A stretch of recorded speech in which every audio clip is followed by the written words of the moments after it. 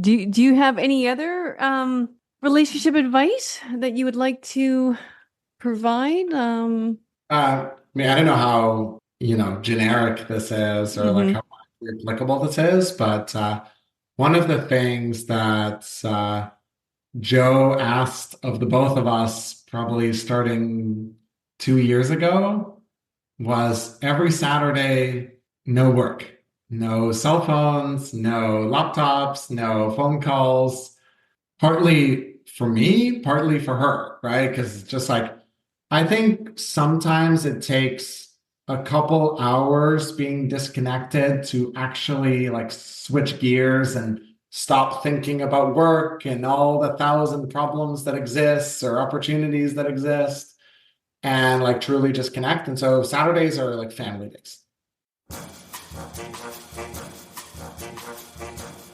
Dishonesty, disrespectful, discrimination, detached, dismissive. That's it. I'm done.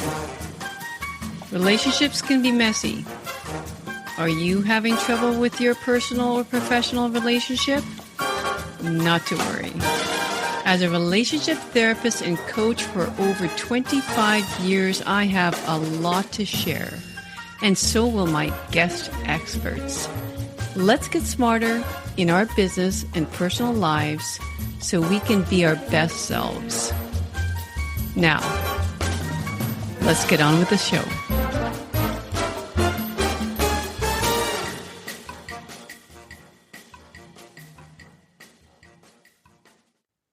As I interviewed Alex, I saw many instances where there were so many congruencies between running a good business and running a good relationship.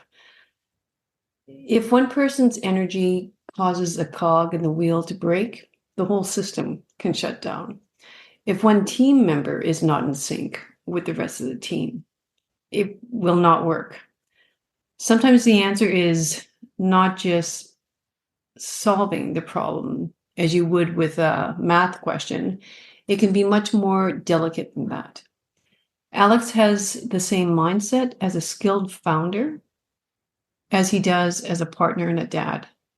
This conversation advocates for the willingness to be curious and to take the time to answer the questions posed to you.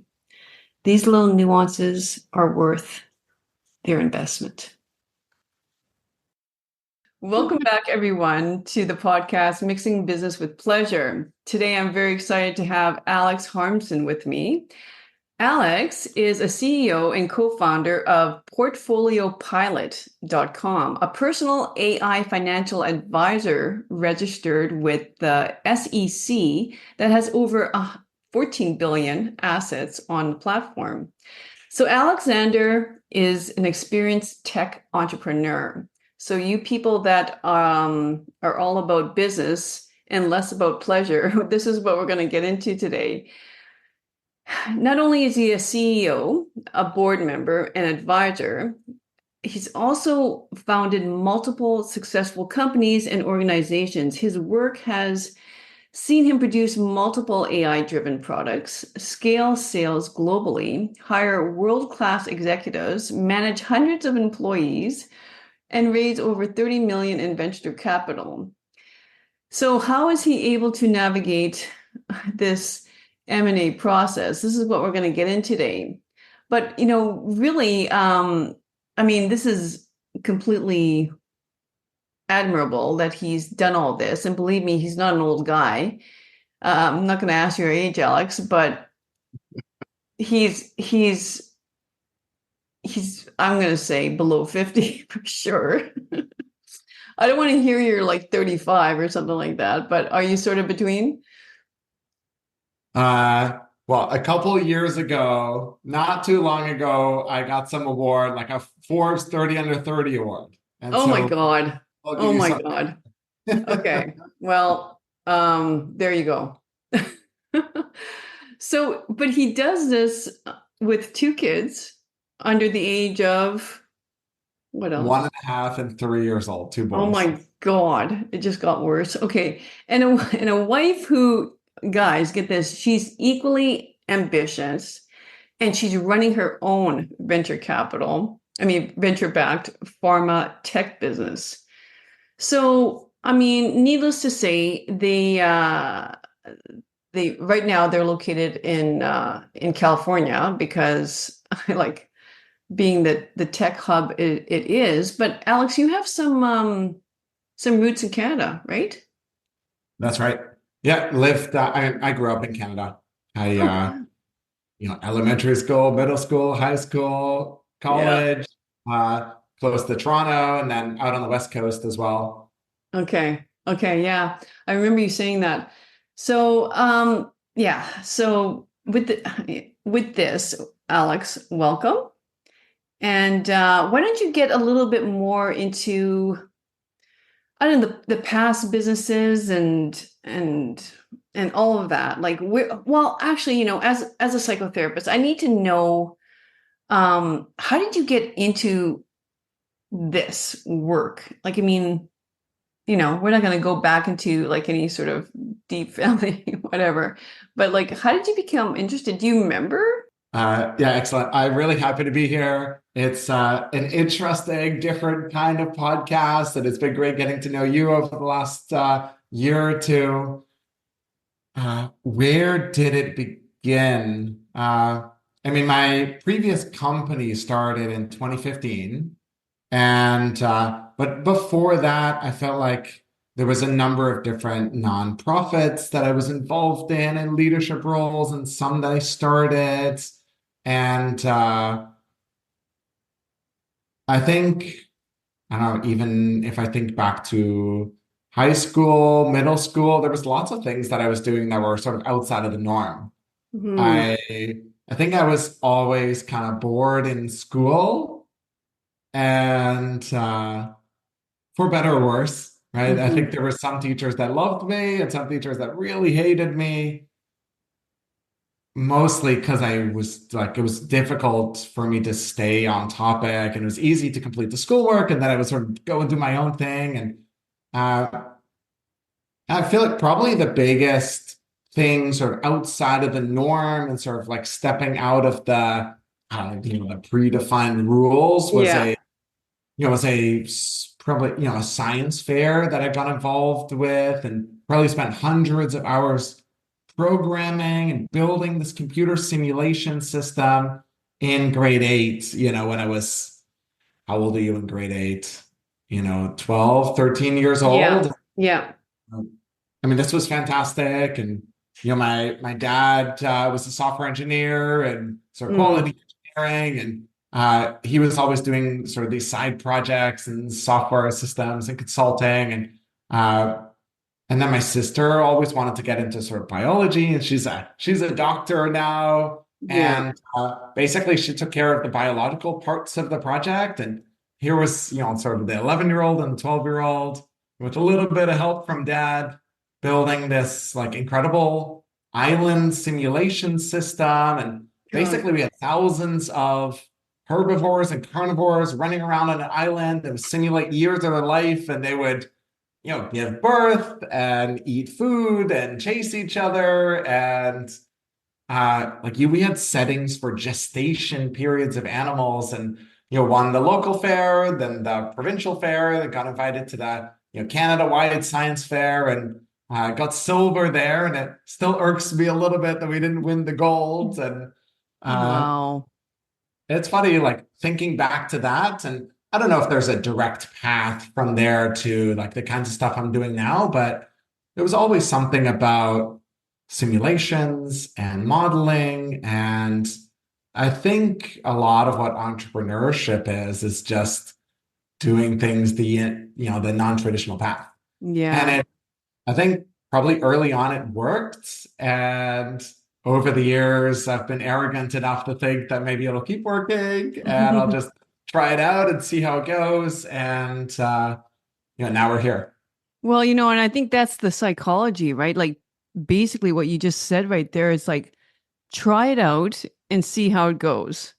In terms of that's what entrepreneurs do. They don't fall into some, like you said, some social construct of how it should go or something like that, right? Or what, yeah. So Interesting. So you're one of those like problem students in the classroom.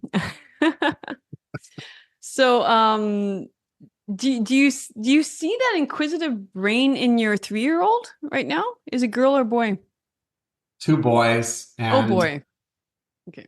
one of the things that I think both my wife, Joe, and I really, really wanted and hoped for was just a never-ending stream of why questions. And we've gotten that so far. And Okay. like, I mean, as a parent, I think it's like partly our role to encourage the curiosity. Mm-hmm. And I try to answer every single why question, as annoying as it is. I think I worry a little bit of like if I don't answer one of these why questions, what if he stops asking them? Yeah. I discourage them in some way, or if I say, because that's the way it is, Yeah. Yeah. and just won't ask next time, or I'll ask 10% less questions next time. It's Uh, it's and then true. sometimes like, throwing it back to him, saying like, why do you think it's this way, Yeah. right? Especially at the end of a 7 or 8 long chain of why questions. And Yeah. uh, Yeah. sometimes it gets fun. And my mom was here a couple weeks ago, and she's like, "Why do you continue going down this chain?" And he was asking, "Okay, why is the stain on the carpet?" I was like, "Well, we have a cat, and Yeah. sometimes there's hairballs." And why? It was like, "Well, it's something about the digestive system." And my mom would say like, after the fifth, iteration, like he's not paying attention anymore. He's like, he sees it as part of a game. They're like, I don't know. To But me, that's great. If the curiosity is a game and he loves playing that game and it stays with him for the rest of his life, then fantastic. If well, that's the only thing I can pass on, I think, I'd be lucky. exactly. Like, I mean, what a good modeling system that you have going even as a parent. Like, I mean, because, when it was interesting when you said because the digestive system, like, I think my response as a parent, because, oh, I need to get to something else. Let's just like shut off this conversation so I can get doing other things. It would be like, well, cats get sick sometimes, or something like that. But no, you mentioned the digestive system to, a 3-year-old. Like you're not worried about them not understanding what the digestive system is. Right. So yeah, also very interesting for me to hear that. So, okay, well, I could talk about psychology forever, but one thing I wanted to mention, the curiosity piece, like you said, you don't want that to ever die. That's another very good skill in relationships, to continually be curious about your partner and why they do the things they do rather than just saying you're doing something wrong, right? So I'm just going to throw that out there. Maybe we can get into that later. But hey, I know I have people listening to this episode who are really interested in what you do, like as a business, especially like portfolio pilot. I mean, all of us have some sort of portfolio, some sort of investments, whether it be real estate, stocks, or private investments. So, what does this portfolio pilot claim to do? Yeah. So let me tell you a little bit of the motivation for me, because I think in some ways, Portfolio Pilot is just a tool for myself that happened to also resonate with, tens of thousands of other people. And now it's turned into a business, and who knows where it goes. But so Right. far, it's up and to the right. So, I mean, I think a couple of years ago, I sold my previous company. This was, autonomous vehicles and AI, and also sort of we had to get regulatory approvals, and that scaled up, and some of the things you mentioned, the bio, obviously come from that, and running a large team and scaling internationally. Sold that business, and then we bought a house in the Bay Area and we started a family. And like you said, my wife runs her own business as well. We could get into that, but you know, I think she is the smarter and more ambitious one. And like she's running something absolutely incredible. And so I was searching for the next business and trying to figure out what am I going to do next, and suddenly had a whole bunch of free time on my hands and sort of stepped back and thought, okay, there's a whole world of possibilities there, and started talking to financial advisors, just not as a business at all. Was honestly not thinking anything along those lines. Uh, Mostly just we had a little bit of liquidity for the first time, and it felt like the smart thing to do to get a expert involved. Yeah. The problematic thing for me was that, I got introductions from friends and other entrepreneurs, and met wealth managers, financial advisors, and I felt like the biggest problem was that I was mostly just meeting salespeople and who were going to put me into some standard fund. Hmm. And there was some cookie cutter portfolio that they had, and it was 30% bonds and 70% stocks. And there's maybe a little bit of picking involved, but they weren't doing anything special for me. It was the same fund, and they were basically just trying to sell me access to the fund. And it was, 1 to 2% management fees plus, the mutual fund management fees that they were putting me into. And felt like a whole bunch of upfront work to get me involved, and then the bare minimum to get me to stay sort of once I'm Hmm. through. And I honestly thought like I'm probably just talking to the wrong people. Uh, and so I spoke to another three financial advisors and another three wealth managers. And after I spoke to about 20 people, I realized like this is the game. This is how Hmm. this industry works. And something like a $200 billion a year human financial advisory business that basically, has this human relationship. And it's the way that it's worked for probably millennia at this point, right? There's always been sort of the expert financial advisors. And I just could not understand the value of the like 1 or 2 or 3% extra fees I was paying, especially because I wasn't 100% convinced that, any financial manager could outperform the market, Hmm. unless you had, some of these quant trading strategies and were doing the kind of stuff on Wall Street and, insider knowledge and pouring through, the statements and the SEC filings. Could, an individual financial advisor really beat the market? Probably not. And so, That's not what history says anyway, about managed funds. even if they have a little bit of an edge, it probably gets eroded from the couple percent.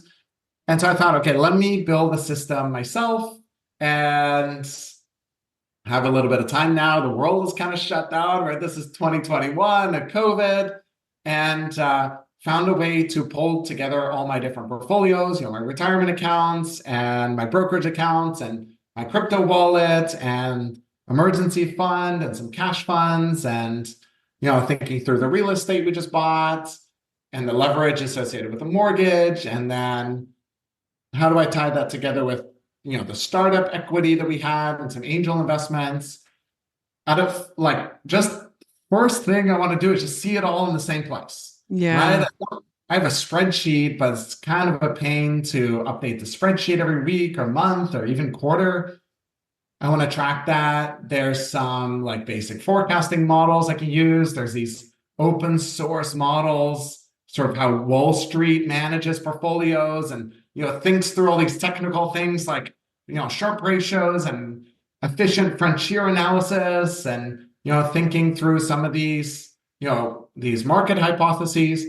And it's I my background is engineering, physics, and economics. And so there was some of that I was sort of pulling from school notes and trying to pull together. But ultimately, what I ended up with after a couple months of hacking on this was a system that let me view everything in the same place. It sort of gave me a report card and told me like this is working, this is what's not working.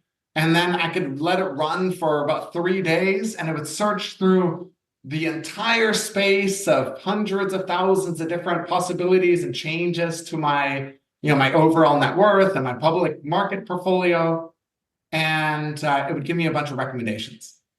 And clunky and a little bit janky, and I would never show it to anybody else, but it worked pretty well for me. Wow. And, I didn't want to be a day trader, but I also thought there's probably something I could optimize here, fees or taxes or diversification or getting, at the end of the day, this portfolio sort of putting together the puzzle pieces in the right way to, make sure you have uncorrelated assets. And, if you could do that with some simple tools and I could turn it on for sort of flip the switch once a month and rebalance and take some of these recommendations, that worked really well.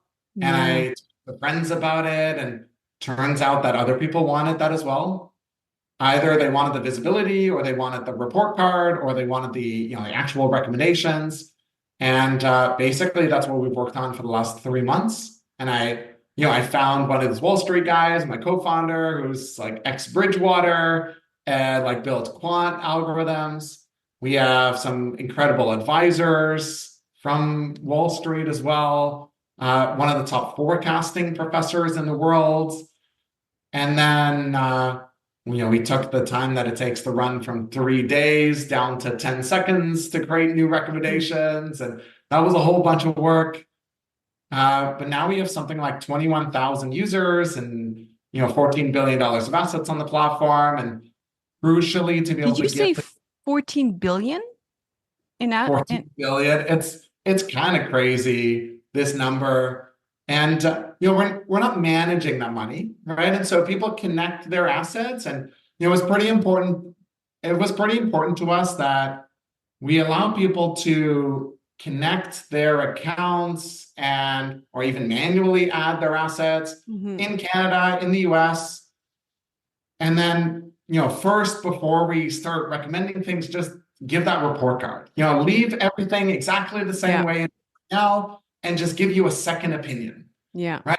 It felt well to me that, I don't know, in the medical world, if I get some sort of diagnosis from a doctor, it feels obvious and standard to get a second opinion. Yeah. But that Totally. never happens with finances and investing, and so honestly, if you have a financial advisor and we just become a second opinion for you, and you enter Mm. things in and we give you a score and you have a more informed conversation with your financial advisor, I would be happy.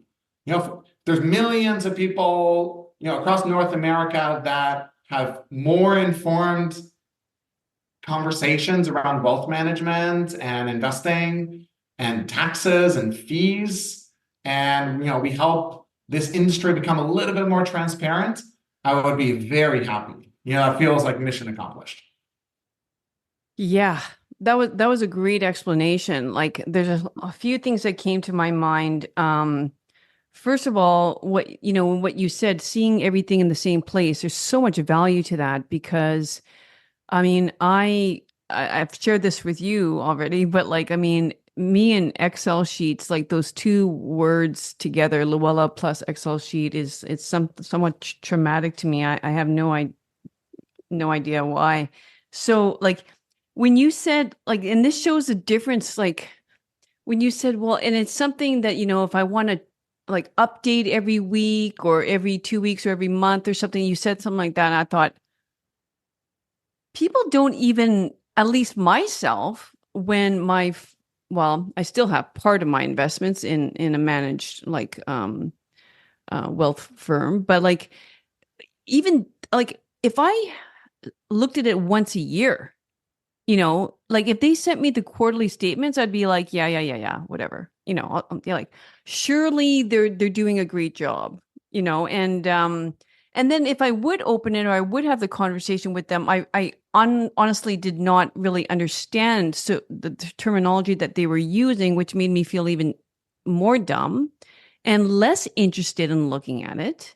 Right. And again, like transferring the trust over to someone. Um, yeah, I mean, it's just a recipe for disaster, right? And I mean, part of the work I do, and I think where like our worlds, not collide, but intercept really nicely, in terms of psychology plus the work you do, is that you're bringing curiosity, uh, into the minds of the person who opens up their portfolio. Why is this happening? What does this score mean? What can I change in my immediate environment in order to improve this situation, right? Like it makes you become a steward of your own like reality as well, which is, what I try to propose. And Absolutely. yeah, in my world as well, like take ownership, be accountable for your financial, yeah, your wealth, but also become more intelligent in the area that, you should be like, yeah, if you want to change something, you have to become educated on it, obviously. Um, Yeah, so I think you're absolutely right. I agree, it intersects. There's a tremendous amount of psychology in how we onboard someone into the product, in terms of the scoring, the words that we use, right? And behind mhm. the scenes, there's Sharpe ratios and efficient frontier and Black-Scholes models, and how do we think about macro exposures and liquidity conditions, and blah blah blah blah blah blah blah. But at the end of the day, we want to meet people where they are, right? Mm-hmm. And so a lot of work went into like how do we make the app as personalized as possible Yeah. and get friendly and approachable, but still powerful, Yeah.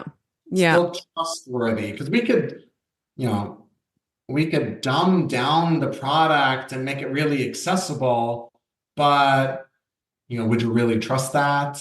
Yeah. You could beef it up with all the language, but then people get lost. And like we've tried to find the right balance there. And there's even like a concept known as progressive disclosure. And so like in the app, if you open it up, if you go to portfoliopilot.com, you answer a bunch of questions. Part of the idea is let's not show you everything right away. Mm-hmm. The first time you use it, we only show you XYZ. And then, the second time you use it, you get to see a little bit more. You can click into this part of the product, or, you open up the recommendations page and we're not going to show you, we're just going to show you the top 3 recommendations. We're Yeah. not going to go through and show you all 50 right at the same time. We're not even going to show you all the details behind why the recommendations are there. But if one of them catches your eye and you want to dive deeper into that, you could go, Mm-hmm. 6 layers deeper if you wanted to. Mm-hmm. And Mm-hmm. so I Mm-hmm. think, to me, it's important that we make all of that available to users Mm-hmm. without trying to like put it, shove it into their face. Exactly. And explain, like it's not, how would you explain that right now in terms of why you can't charge Canadians right now, but you can US residents? Oh, I see. Honestly, for Canadians, it's a great deal right now because basically we have the same product with no restrictions. So to be able to give financial advice and give personalized recommendations and charge for it, Mm-hmm. make money off of that, you need to be registered with the local authority. Yeah. And so we went through that process. It took us about 8 months to prepare for that, and my co-founder and I needed to write a Series 65 exam to become investment advisor representative so we can sign off on algorithmic changes to the models. We put together a 400-page compliance manual. We, started regular algorithmic reviews and really made sure we documented everything. We Wow. hired a deputy CCO to review marketing materials and, sort of did as much as we possibly could to become compliant and put best practices in place and beef up security and have encryption and, really think through personal identifying information. And so, to be honest, we just haven't gone through that registration process with the Canadian authorities yet. Yeah. And you have to do it, as far as I understand, you need to do it on a province by province basis. So Oh boy. a little bit more difficult than just like one federal authority like the SEC. Yeah. Okay. I just I know you explained that to me before, but I wanted to for you to explain it to the audience because like yeah, it's a sweet deal for us in the sense that we can play around with it until it is approved, you know? So Yeah, and it partly becomes a matter of prioritization for the company and resources, and yeah. you know, that I think there's probably, the way I see our potential audience is that, there's probably 5% of people that want to be very active traders and, they want to get deep involved and it's a hobby for them. And, the product probably isn't for them. If you're super, super active, you have a certain strategy and, Yeah. it's probably not for you. If you're truly passive, hands off, there's nothing I can do to optimize. I'm going to give it away to someone else to manage. It's probably not the right product for you either. But if you're somewhere in between where you think there's probably something better I can do, there's probably something I can do to be a little bit more informed, stay on top of this. If I could have a little bit more visibility, great. If I can have a more informed conversation, then that middle ground, I think is it's probably something like 75% of the population that fits into that middle ground, Yeah. that I don't want to be active or passive. I want to be somewhat involved. And I want a little bit more ownership. And there's probably something I can optimize. Honestly, like we feel like if we can name that segment, that would actually be pretty powerful. Yeah. And it feels like everyone's sort of forced to be bucketed into active or passive traders right now. And I actually think most people don't fall into either of those categories. Yeah. Yeah. No, very good point. And I'm glad you brought that up in terms of um who is the ideal person for this but like is there and there are there parts of this even though you might not be the ideal person, can you still garner certain parts from the platform that like for example, for myself, I much prefer opening something up on my screen rather than and then the visual, rather than getting like a PDF sent to me or a report sent to me. It's sort of like, well, okay, I can make these changes now, and how does that prove my risk score or um yeah, it's just We it's even saw, like, I'm constantly surprised about the small little, almost like psychological changes that we're making in the product, right? Like, even something like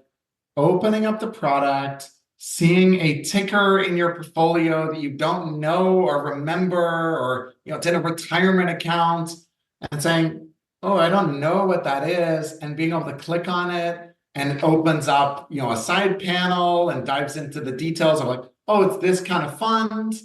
And oh, here are some of the like assets that are held by this mutual fund. And here, like, oh, it charges 1.3% every year.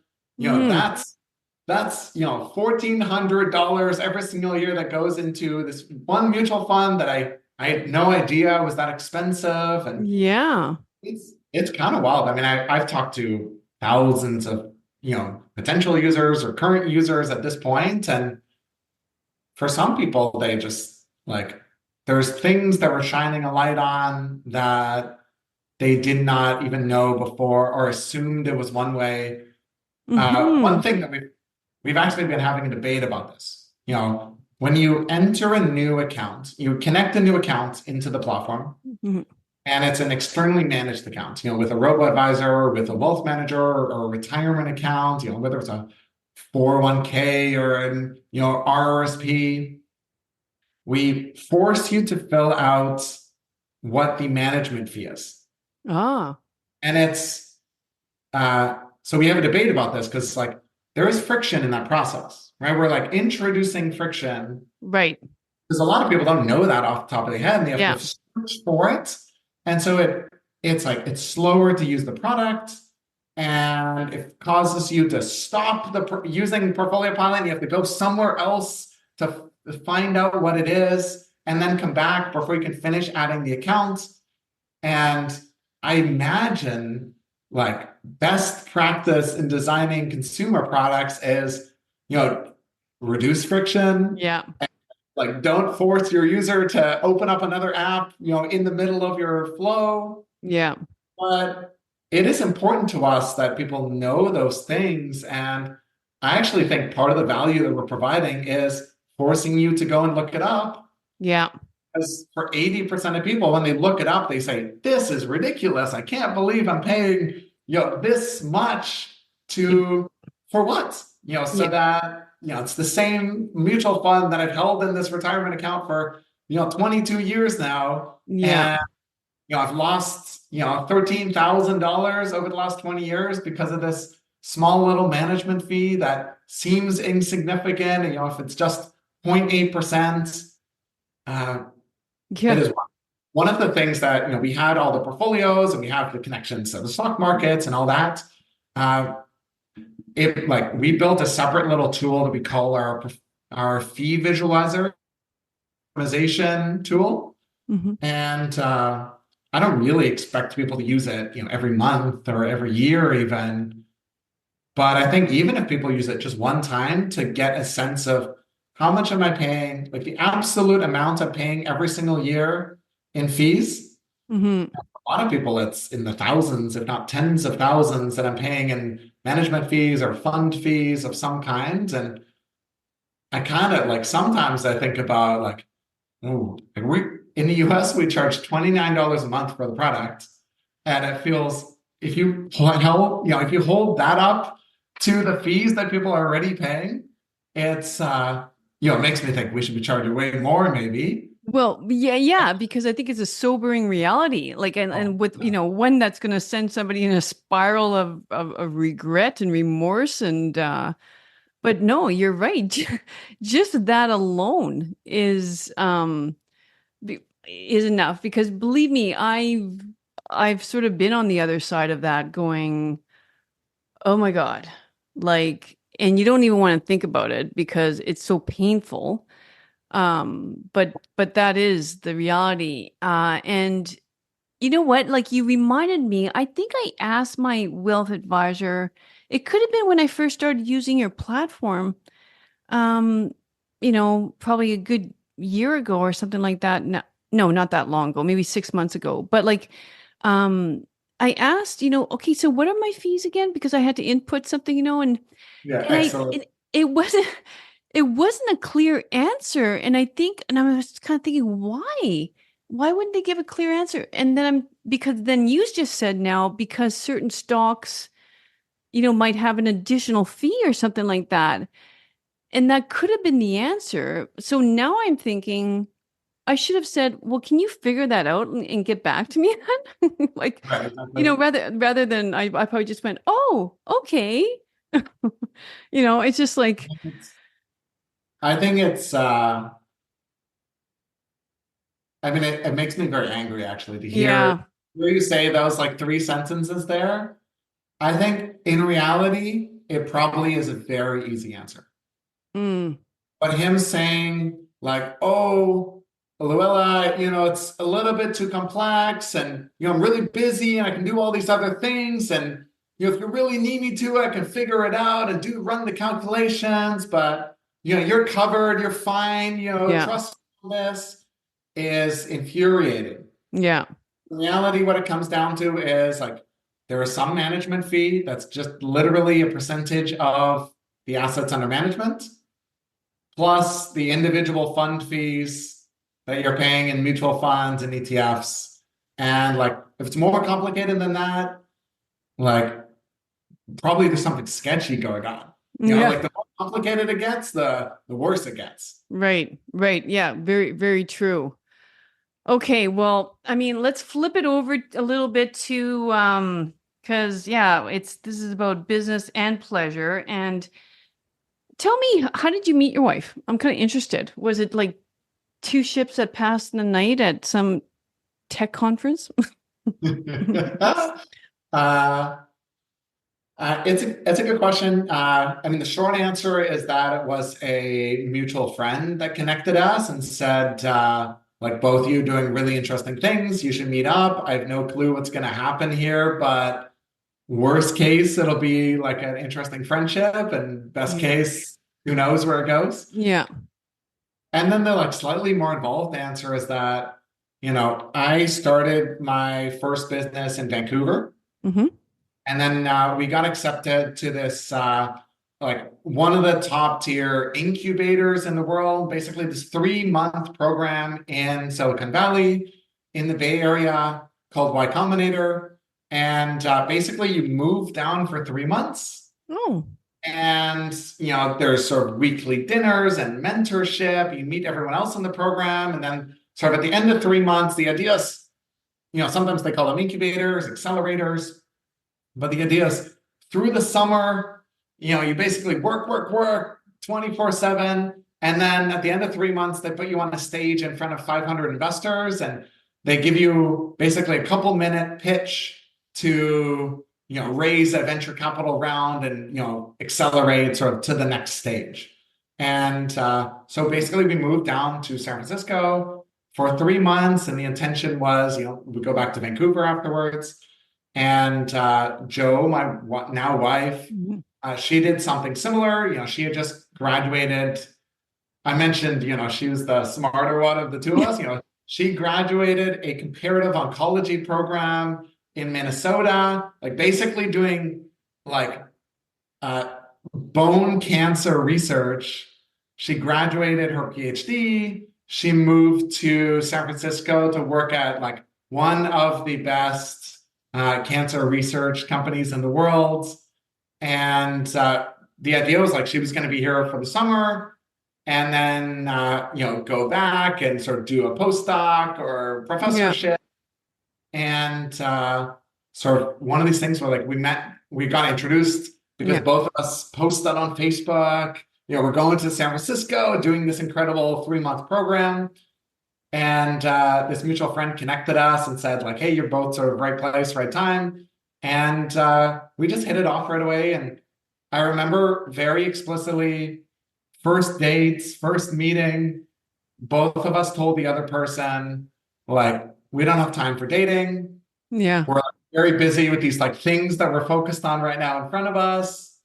And I don't know, got talking. And there was a period of time in the first 6 months where every Sunday we would pull out a whiteboard and she would teach me something or I would teach her something. We'd spend hours just, I don't know, deep into something with, I don't know, regulations or autonomous vehicles or AI or, Wow. cancer or blood transfusions or genetic editing or like, it was fascinating. And basically both of us decided to stay in the Bay Area.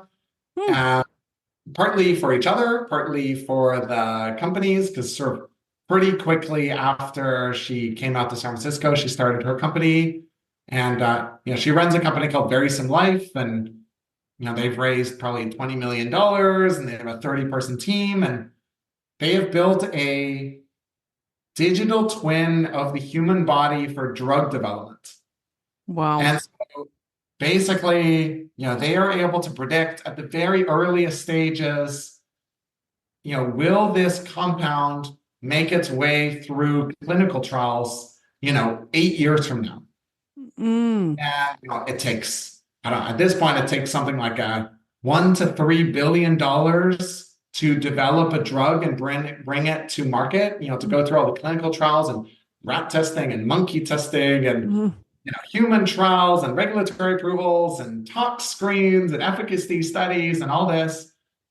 And so what they do, on week two of the, 8 to 13 year billion-dollar process, they put it through their own screen. They basically give it like a credit score and Mm.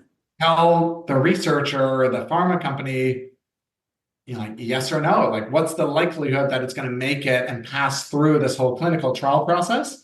And, potentially, or not even potentially, that's worth, billions of dollars. And so super, super cool. And they're on a, incredible trajectory. But, in 2016 or 2017, like she started off with this company and both of us stayed in the Bay Area.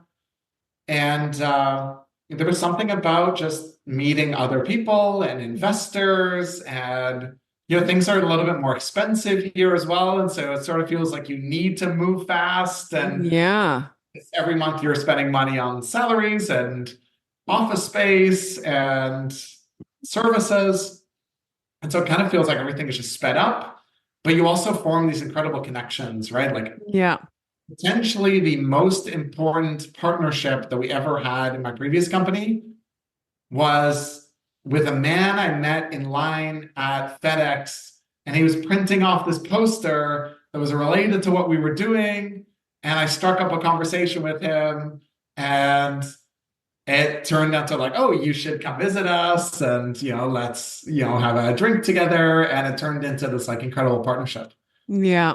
So, that sort of thing was very difficult, I think, to see and have happen in Vancouver, Yeah. other Yeah. places in Canada, or I mean, frankly, even other places in the US. Right. No, it makes total sense. And now it's sort of coming full circle why you would use the term digestive tract.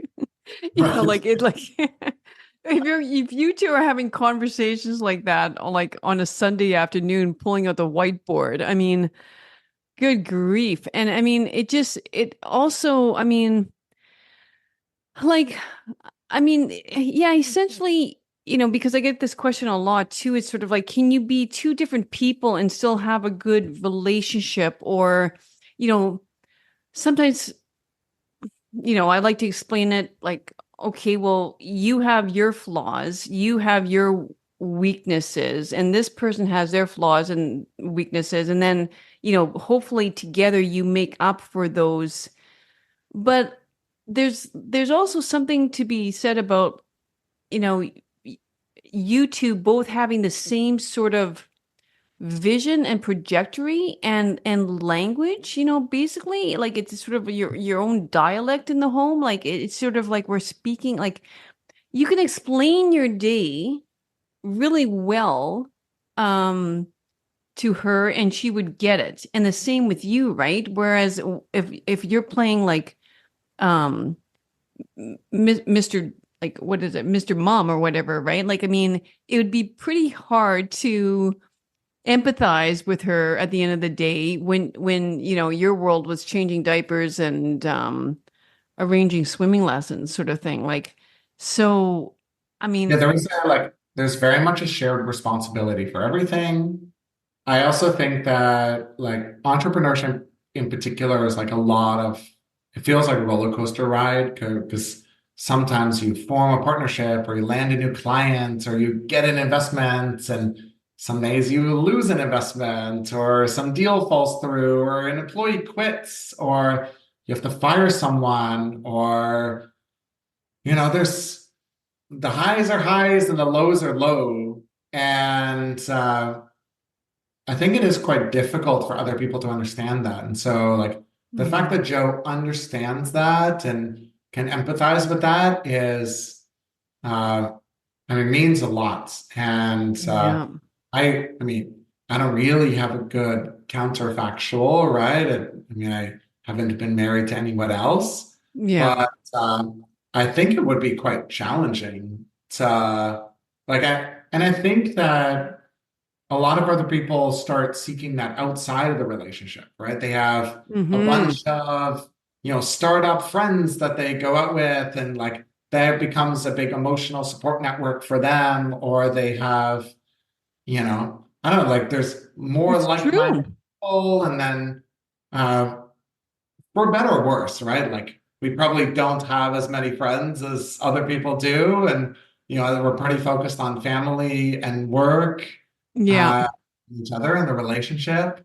Um, So but like it seems to work for us pretty well. And then I also think that there's a certain forgiveness as well for like if things don't happen, or feels to me like at least that on all the other stuff, the chores and taking care of kids and who's going to go pick up the kids after daycare and things like that, then I think there's a lot more support for that, because I have a much easier time, I think, recognizing that, Joe is a bad day, or I have a really good day. And Joe says, let's get the kids together. We'll go celebrate and go for dinner somewhere. Or, there's things like that. That like, there's a certain attunement Yeah. that's like is actually really, really important. Yeah. And I'm like, I'll be the first to admit, like, she's 10 times better at that than I am. But I think it's like at least that part of the relationship is a lot better. Obviously being really busy and finding the time and overlapping schedules and there's a lot of things that aren't great about it either. Yeah. But I like to think that as long as the core is the same, Yeah. the core philosophy and beliefs and Yeah. motivation, then everything else feels like things we can sort out, things we can work out together. 100%. Like I think, yeah, core values, right? Like, as long as you have those core values very much aligned, you're right. Those other things normally just fall into place. And like, yeah, so I have a few questions for you. Like, okay, and one thing I also wanted just to comment when you were talking there is um because you're both in the same industry, like you are also, I think, well, you alluded to it, is like you're much more forgiving too, whereas let's say one of you is, startup like founder and have 2000 things on the go all the time, and the other one's not, then, you could get pretty resentful for, not being like home more, or last minute things coming up, or having a bad day, or being moody, or I mean everything you mentioned there. It's just sort of like, yeah, when they get you, it becomes a lot more easy, and sense a lot more forgiving of one another. um but like I think most of my audience are women, and I want you to speak of like, or towards, well, we spoke about being the steward of your own financial sort of destiny, and how we need to get more financially responsible, and take care of like either our own portfolios or the family's portfolios to become involved in that. But the other thing is, do you feel like she, in some ways, or a woman can be a better, what is better defined, but like executive or entrepreneur, or because sometimes you hear about women's ability to know when it is a good investor or when it's not, or do you see any of that, like any differences between you and her, or In terms of being able to run a business or like making better investment decisions. yeah, maybe making better investment decisions? It's sort of like, or being able to manage a team better, like, read people better, or manage emotions better. Like, do you? I mean, this is year 9 that I'm like CEO of running a company, right?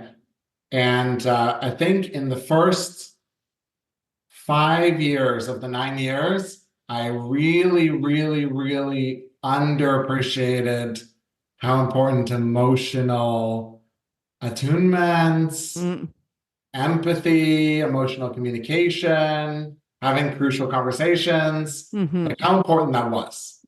And I mean, Joe is a massive part of the reason why I improved that. Yeah. Both directly with like, hey, like these things you're doing is like, that could be misunderstood, or there's like probably a better way to say that. Um, or just pointing things out and then like me searching, for help or reading books or, getting a coach or whatever to be able to improve all that. And there's still a ways to go. I like absolutely am, nowhere close to perfect on that front, but it did completely change the way that I manage teams and hire people or fire people or Hmm. promote people or encourage them. And uh, I think Joe has always been really good at that. And maybe it's a little dangerous to say that that skill extends to all women, But it's probably the case that, like, on average, women are better at that, out of the gate. Um, so much of running a team and managing is about the emotional piece and the human piece. Uh, the fascinating thing as well, like potentially even more important over the next 10 years is AI starts consuming everything in the world, Mm-hmm. right? Because it's, I don't know, all the tangible stuff in your job, whether it's, coding or making stuff or designing something or putting together a spreadsheet or, I don't know, all the other things that people do in the world, I think will become more and more automated and AI gets Yeah. involved. And, to the point where we're basically just left with human interaction. Yeah. And yeah, probably AI will take care of that too at some point. But my guess is that the human interaction like ends up becoming more and more and more important. And Mm-hmm. I mean, there's like still lots of learning on that front, uh, where I think there's, I think in the beginning, there was a lot of things that Joe was doing with her team that I thought was a waste of time, or like I wasn't spending as much time with. And it could be just a little small talk, or it could be focusing on just like, let's spend 5 minutes on appreciations or celebrating this thing. And I think for me, it was a lot more of just like, okay, like, sure, we made it up like 1% up the mountain, but like we got to keep climbing and just keep going, just keep going, just keep going. Yeah. And, we'll celebrate at the top, when we IPO on the New York Stock Exchange. And we're running a marathon, Yeah. right? Yeah. Uh, Yeah. every mile should be celebrated, and there's a human spirit involved, and even just communicating between investors and board members and employees and customers, and everyone being aligned on the mission and running in the same direction. I think Mm-hmm. very quickly, like even once you cross 10 people on your team, stuff starts becoming uncoordinated. Mm. There's one person on the team that's rowing in a different direction. And, you know, as if you can communicate properly and make sure that just like at a very basic level, everyone is rowing in the same general direction, Yeah. probably better than, 95% of other companies out there. Yeah. Tremendous amount of waste because of poor communication, I think. Yeah. No, I think that's excellent that you brought that up. And a woman's ability to pick that up a lot easier, just like bringing in the compassion a little bit, or getting a little bit more curious about, yeah, taking that time out rather than, hey, we're on a time constraint, like let's go. I don't have time, like I need to be direct, I need to be efficient. Um, you know, we don't have time for bad days. Like, you know, yeah, pull up your bootstraps and toughen it up and let's go. Yeah, no.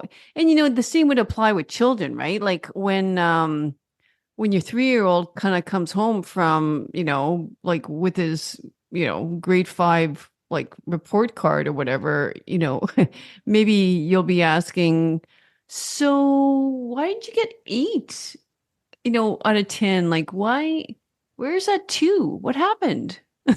And she's like, you got 80%. That's amazing. Yeah. So, I mean, not to say that's a very stereotypical thing, for me to say, about a man, but I think you're like, it is quite obvious though. Men tend to, look at it more linearly, some aspects, right? Than they do, see all the grayness and right away go to problem solving. um let's figure out why you messed up on those two, you know so anyway, it's interesting. Do you have any other relationship advice that you would like to provide? I mean, I don't know how I don't know how generic this is or like Hmm. how applicable this is, but one of the things that Joe asked of the both of us, probably starting 2 years ago, was every Saturday, no work, no cell phones, no laptops, no phone calls. Uh, Partly for me, partly for her, right? Because it's just like, I think sometimes it takes a couple hours being disconnected to actually like switch gears and stop thinking about work and all the thousand problems that exist or opportunities that exist and like truly just connect. And so Saturdays are like family days. And so far that's been going really well. Like she will like get me to stop something if I pick it up, and I'll get her to stop something if she picks it up, and try to focus on the kids, and sort of forces us to plan something for those days. I don't know, go to the zoo or hang out with friends or park or whatever it is. Uh, but those like Saturday family days, I think have changed quite a bit, and uh, I I can't imagine that would be, harmful for anybody. Oh Like God, we can no. figure out, we can carve that out. Uh, and then I think, on Sundays, basically half the day we work on Sundays. And so I think because of that, it helps a little bit too, of like just being a little bit more explicit about like, okay, this is truly the one day where we're disconnected and working. And then the rest of the week is really busy. But Saturdays, you Yeah, know, always free, family days. And we can, that's the day we go to birthday parties and hang out yeah, and focus on kids. And uh, yeah. even like we try to minimize chores on Saturdays so that it's more like truly family time. Wow. I think that's excellent. Like, and rarely something that somebody will do because everybody gives excuses as to why they have to have their phone, on them. Like that's amazing. And you know what? Actually, the literature shows a lot less than that. Like in right now, the way the society is going, it's either like I'm a Gottman therapist and John and Julie Gottman. I'm sure you've heard of them. I'm sure your wife or you have read some of their books, but like they say 10 minutes a day of true connection though. 10 minutes a day. I know other people that say no, it has to be, 90 minutes a week. Whatever. I mean, maybe that adds up to the same thing. Well, yeah, a little bit more maybe with 90, but like so, you know, it's basically what you're kind of saying like at minimum a date night or at minimum. But what you're doing, I think, is even much more valuable, not only for bringing the family together, but for yourself, for your own psyche, not to be connected to this computer constantly in your pocket, right? Like, I think it's really important because, um, like, we are in no shortage of information, right? Like it's crazy the way we can get information so easily, but it's also very dangerous because, um, well, one is that like we're constantly infiltrated with information. It's hard for our brains to sort of keep up. That's one thing because we're not robots. But the other thing too, like are these like are these valid, facts or can this information be substantiated somewhere? Like, I mean, is this like science? Is this or is this some influencer that, is whatever? So like you have to be very careful and yeah, so I think it's really, really important to just give your mind a break. It's almost like shutting off the machine for a while and being human again, like on Yeah, Saturdays for you. exactly. So wonderful. Okay, well, I think that was wonderful. I loved hearing the business part of it. I loved hearing, the whole like AI, and honestly, like this is something I think we're all, whether we like it or not, we have to get on board with AI. Right? I mean, like better than anybody. Like it's just a matter of time where we're going to be forced to use it. Yeah, I think it's yeah, exactly. I think it's Yeah. inevitable, and it is. I think it is wild already how much I'm using it everywhere in my life right now. And yeah, I think people are very much underestimating it, and it's possible that even I'm underestimating it. And I like to think I'm like right on the cutting edge, but like I'm surprised every week with something new that comes out, and there's I think so much money going into it, and there's like I feel like just in the last year we sort of like hit a new plateau, and there's lots of low-hanging fruit still on this new plateau. Right? I feel like Mm, there's these moments in history where like someone figures something out and suddenly something is possible, or it doesn't even need to be technology wise, right? Like someone, runs a 4-minute mile and suddenly, that was deemed impossible. And then the year afterwards, 30 people have run a 4-minute mile. ex ex And yeah. so I think it's like once the dam breaks, then suddenly, there's this whole new world of possibilities. And like we're just in the starting years there. And it's really hard to know like when the next big barrier will come. But it seems Yeah. like there's no end in sight. And so I think the next 5 years in particular are going to be very turbulent, and there's going to be a lot of displacement. Yeah. And I don't I mean, humankind has adapted always in the Yeah. past, Yeah. but we'll see how that goes this time around. Yeah. No, I think it's an argument again for what you are employing with your wife is sort of like take care of your brain, your body. That's one thing like, it's because we're not robots, and there will be a lot of change, is make sure you ground yourself well, for when that And change. that curiosity, I think, like Yes.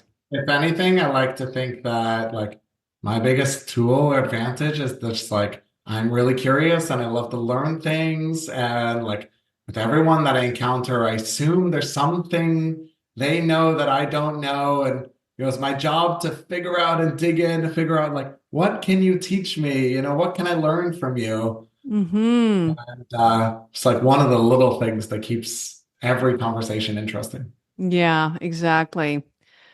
Well, listeners, we're going to call it a day, but I would definitely encourage you. I mean, I'm hoping this conversation made you curious on many different aspects, but to check out Alex's pilot, portfoliopilot.com. And it is free to open up an account for us Canadians. And if any US listeners, and there are, check it out and I send me. appreciate that. I really Yeah. like the conversation as well. Definitely a bunch of different directions. Yeah. Thank you. Yeah. Yeah. Wonderful. Thank you. Okay. Everyone else, have a great week. Bye bye. Thanks for tuning in to this episode. Remember that you can watch the full episode on YouTube, where I plan to hang out the most. Your feedback and suggestions for future guests are incredibly valuable to me, so please don't hesitate to post a comment. You are an integral part of this journey.